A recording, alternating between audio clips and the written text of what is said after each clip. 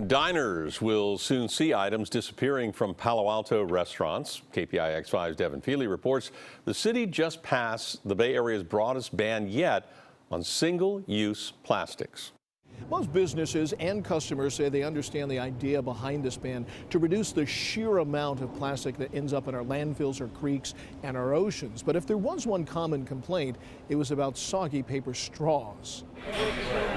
By the end of a meal, they're pretty worn out. Paper straws, good for the environment, not so good for anything actually involving a straw. But a small price to pay, says Eric Verrillo, to cut down on plastic pollution. I'm definitely on board in the bigger picture. You know, I hate seeing pictures of wild animals with plastics wrapped around them. This week, Palo Alto passed a sweeping ban on plastic, starting next year with straws, utensils, and the plastic grocery store bags that you often find in the fruit or meat aisle. It will eventually expand to cups and takeout containers. The main reason for the ban was its impact on ecosystems.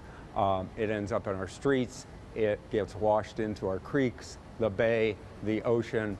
Dozens of businesses like the Counter restaurant in Palo Alto have already gotten on board, joining a voluntary ban even before the city council's vote. It's good for the environment. It's good for our future. That's why we started doing it. Which is not to say that anyone actually likes the more environmentally friendly paper straws. I haven't found a lot of big fans, but a lot of understanding people.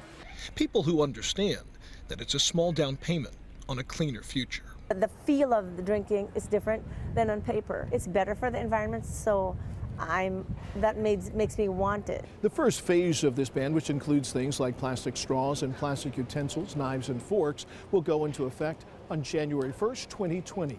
In Palo Alto, Devin Fehely, KPIX5.